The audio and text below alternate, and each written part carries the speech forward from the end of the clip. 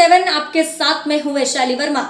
अगर आप अपना विज्ञापन हमारे बुलेटिन में शामिल करना चाहते हैं तो स्क्रीन पर दिए हुए नंबर्स पर संपर्क कर सकते हैं। समय हो चुका है हमारे बुलेटिन का। नजर डालते हैं देश दुनिया की छोटी बड़ी खबरों पर। चाकू से युवक ने खुद के सीने पर मारे कई घाव, लहूलुहान होकर बाजार में घूम रहा था, पुलिस ने पकड़ा। बुरहानपुर जिले के नेपाल नगर में गुरुवार को एक युवक खून से लथपथ स्थिति में बाजार में घूमता पाया गया। युवक अर्धनग्न था और उसके सीने पर कई गहरे घाव थे। युवक पूरी तरह से खून से लथपथ था। वह नेपाल नगर के बस स्टैंड एरिया में से मातापुरा बाजार स्थित पद्मा टॉकीज तथा हाथ में चाकू लिए घूम रहा था। आपको बता दें कि खून से लदे युवक को देखकर क्षेत्र में दहशत का माहौल सा बन गया। वहीं इस पूरे मामले की जानकारी मीडिया कर्मियों द्वारा पुलिस को दी गई। पुलिस ने तुरंत मौके पर पहुंचकर युवक को गिरफ्तार कर थाने लेकर आई। जब युवक से थाने में पूछताछ की गई तो उसने स्वयं को चाकू मारना कबूल किया। जानकारी के अनुसार युवक की पहचान लोकेश पाटिल, पिता रामचंद्र पाटिल, मराठा समाज निवासी, वार्ड क्रमांक 3 गिट्टी खदान नेपाल के रूप में हुई थी। युवक का कहना है कि वह अपनी बहन व जीजा से बहुत परेशान था। बहन और जीजा आए दिन मुझे मारते ठोकते हैं, मेरी पत्नी के साथ भी मारपीट करते हैं। इससे पूर्व में भी शिकायत कर चुका हूं। पुलिस ने आवेदन लिखकर कोई कार्यवाही नहीं की। जब पुलिस ने पूछा कि ये सीने पर चाकू के निशान कैसे आए तो युवक ने कहा कि ये मैंने अपने घरेलू झगड़े की वजह से खुद के मारे। चाकू से युवक ने खुद के सीने पर मारे कई घाव, लहूलुहान होकर बाजार में घूम रहा था, पुलिस ने पकड़ा। बुरहानपुर जिले के नेपाल नगर में गुरुवार को एक युवक खून से लथपथ स्थिति में बाजार में घूमता पाया गया। युवक अर्धनग्न था और उसके सीने पर कई गहरे घाव थे। युवक पूरी तरह खून से लथपथ था।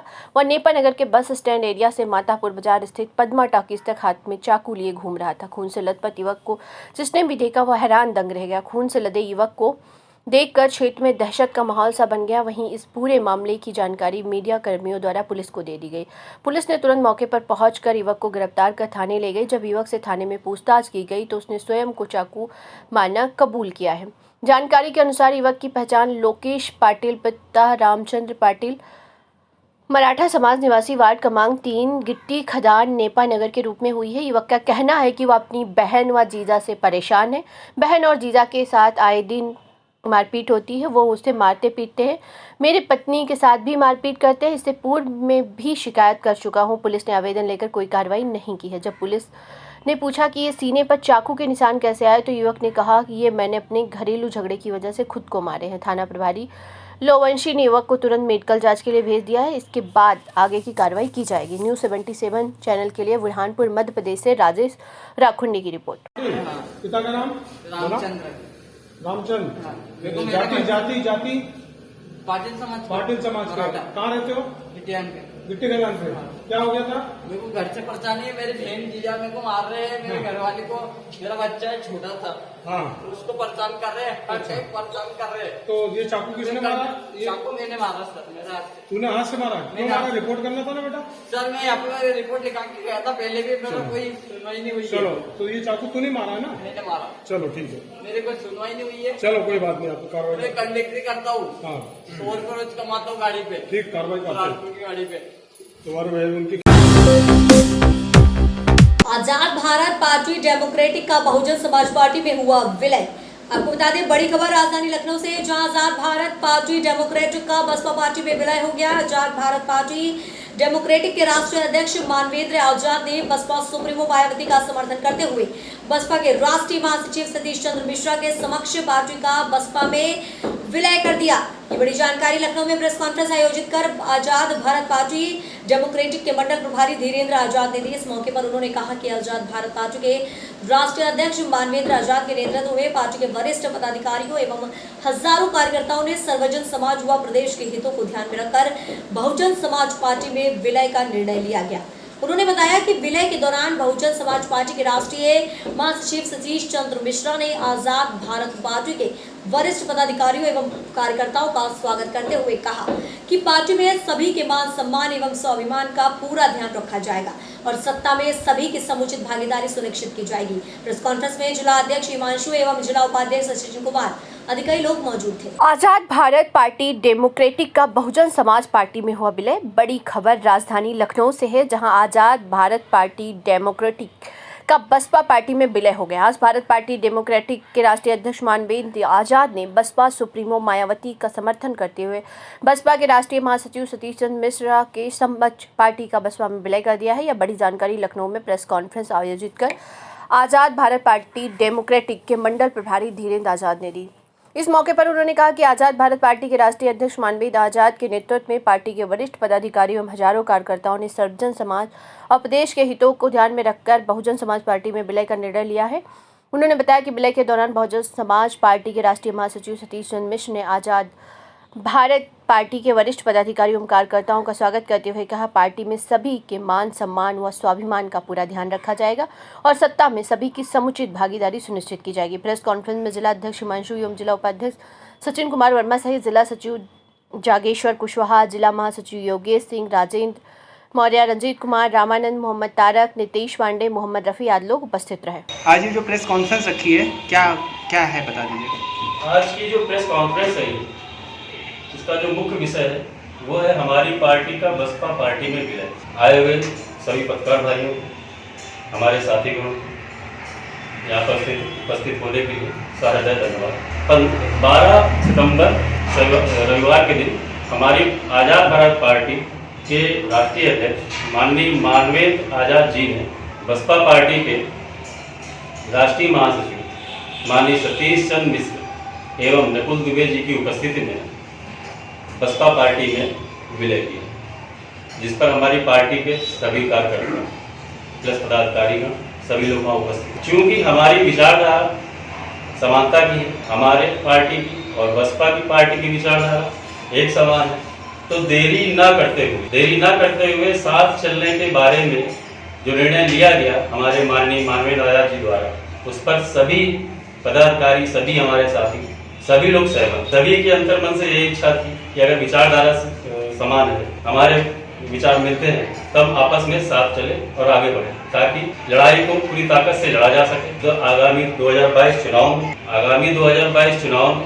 पूरे बल से बसपा को ताकत दी जाए, मजबूती दी जाए, ताकि भारी बहुमत से बसपा विजयी हो, जिससे कि हमारे उत्तर प्रदेश में विकास के कार्यों को गति मिले, व्यापार को गति मिले, और जिससे ये जो आम जनता है जो त्राहिमाम कर रही है, इसको इससे 2022 के जो चुनाव आने वाले हैं उसमें कौन कौन से मुद्दे होंगे आपके? देखिए, मुद्दों पर चर्चा हम अभी नहीं करते हैं। उसका एक कारण ये है, चूंकि हमने 12 तारीख को अभी विलय किया। हमारे वरिष्ठ पदाधिकारी, हमारे राष्ट्रीय अध्यक्ष जी, हमारे महासचिव जी और बसपा पार्टी के वरिष्ठ और माननीय सतीश चंद्र मिश्रा जी एवं बहन मायावती जी, ये आपस में बैठकर जो भी निर्णय लेंगे उसके अकॉर्डिंग ही हम आगे बता पाएंगे।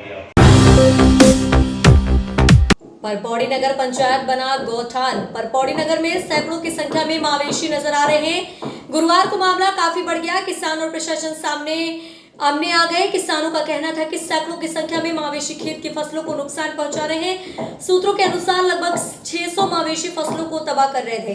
प्रशासन को सूचना के बाद भी समस्या के निराकरण के लिए पहल नहीं की जा रही है। किसानों ने मवेशी की समस्या को लेकर कुछ दिनों पहले ही नगर पंचायत परपौड़ी को मौखिक जानकारी दी थी। निकाय ने पहले ही धान संग्रहण केंद्र में मवेशी को रखने की व्यवस्था की थी, लेकिन संग्रहण केंद्र की चाबी नहीं मिलने से नगर पंचायत परपौड़ी के कार्यालय में सैकड़ों मवेशी को भर दिया गया। सूत्रों के अनुसार जब मवेशी के कान में लगे टैग से पता किया गया तो आसपास के गांव से मवेशी आए थे। सीएमओ परपौड़ी ओपी ठाकुर ने बताया कि बैठक में दुर्ग आया था। कार्यालय व घर में साथ में होने से वापस आया तो देखा कि गेट में ताला लगा था, जिसे खुलवाया गया। मवेशी की उचित व्यवस्था धान संग्रहण केंद्र में की जा रही है। आम लोगों का कहना है कि सबसे वीआईपी विधानसभा क्षेत्र में नरवा गुरुवा घुरवा बाड़ी योजना दम तोड़ रही है। किसान लिखित रूप में लिखवाकर गौपालकों को मवेशी से रह रहे हैं ताकि आगे समस्या न आए। सीएमओ ओपी ठाकुर ने बताया गौठान की स्वीकृति आ गई है, जल्द ही कार्यादेश दिया जाएगा। परपौड़ी नगर में सैकड़ों की संख्या में मवेशी नजर आ रहे हैं। गुरुवार को मामला काफी बढ़ गया। किसान और प्रशासन आमने सामने आ गए। किसानों का कहना था कि सैकड़ों की संख्या में मवेशी खेत की फसल को नुकसान पहुंचा रहे। सूत्रों के अनुसार लगभग 600 मवेशी फसलों को तबाह कर रहे थे। प्रशासन को सूचना के बाद भी समस्या के निराकरण के लिए पहल नहीं की जा रही है। किसानों ने मवेशी की समस्या को लेकर कुछ दिन पहले नगर पंचायत परपौड़ी को मौखिक जानकारी दी थी। निकाय ने पहले ही धान संग्रहण केंद्र में मवेशी को रखने की व्यवस्था की थी, लेकिन संग्रहण केंद्र की चाबी नहीं मिलने से से नगर पंचायत परपौड़ी के कार्यालय में सैकड़ों मवेशी को भर दिया गया। सूत्रों के अनुसार जब मवेशी के कान में लगे टैग से पता किया गया तो आसपास के गांव से मवेशी आए थे। सीएमओ परपौड़ी ओपी ठाकुर ने बताया कि बैठक में दूर गया था, कार्यालय व घर में साथ में होने से वापस आया तो देखा गेट में ताला था, जिसे खुलवाया हूँ। मवेशी की उचित व्यवस्था धान संग्रह केंद्र में की जा रही है। आम लोगों का कहना है कि सबसे वीआईपी विधानसभा क्षेत्र में नरवा गुरुआ घुरुआ बाड़ी योजना दम तोड़ रही है। किसान लिखित रूप में लिखवा कर गौपालकों को मवेशी दे रहे हैं ताकि आगे समस्या नहीं आए। सीएमओ ओपी ठाकुर ने बताया कि गौठान की स्वीकृति आ गई है, जल्द ही कार्यादेश दिया जाएगा। सर जी बताइएगा, ये आपके नगर पंचायत परपौड़ी में जी ऐसा लग रहा है कि आपका नगर पंचायती गौठान बन गया है, क्योंकि यहाँ पे हाँ। मैं जो मवेशी देख रहा हूँ पूरे नगर पंचायत के अंदर मवेशी भरे हुए हैं। नहीं ऐसा नहीं है। क्या आसपास के जितने भी गांव रात में छोड़ देते हैं अपनी गैया जो है, तो किसानों से बात हुई कि वैकल्पिक व्यवस्था के तौर पर नगर पंचायत में रखने, इसके अलावा कोई रास्ता नहीं था, इसलिए अभी रखे हुए हैं और आसपास के गांवों को बुलाया जा रहा है, वो अपने मवेशी जो पहचान करके ले जा रहे हैं। मतलब इसमें ये भी सुनाई दिया कि जो आसपास क्षेत्र के लोग हैं, ग्रामीण क्षेत्र के, वही लाके यहाँ छोड़ देते हैं। हाँ बिल्कुल, जानवरों को। जी। अब इससे तो जानवरों को जहाँ इतने जानवर जहाँ नजर आ रहे, इतने जानवर जिस खेत में घुस गए, तो उसका तो खेत वाले का तो बेचारे का पूरा नुकसान है। इसकी पूरी वैकल्पिक व्यवस्था हो गई है, हम चारे व्यवस्था कर रहे हैं और जिस गांव का गौ है, गौ माता जो है, उसको वहाँ भेजने की व्यवस्था कर रहे हैं। जो बच जाए उसके लिए अपन चरवाहे की व्यवस्था कर दी है और चारे की व्यवस्था हो गई है। पानी पूरी सुविधा है और अभी आज शाम तक उसको जो है जी एक धान संग्रहण केंद्र जहाँ पे अपना उतना व्यवस्था की गई है, वहाँ उसको अपन शिफ्ट कर देंगे। छत्तीसगढ़ सरकार, भूपेश बघेल जी तो पूरे छत्तीसगढ़ में जी करोड़ों की सौगात दी है गौठानों के लिए। हाँ। उसके बाद भी ये आपका नगर पंचायत जो परपौड़ी क्षेत्र है, यहाँ अभी गौठान नहीं बने हैं। मतलब हाँ, गौठान टेंडर हो चुका है, स्वीकृति भी हो गई है, 2-3 दिन के अंदर जो है उसको अपन चालू करवा देंगे। गौठान का काम शुरू हो जाएगा। सर नाम और पद बताइएगा। आप अपना नाम और पद बताइए। मैं ओंकार प्रसाद ठाकुर, मुख्य नगर पालिका अधिकारी परपौड़ी। Thank you.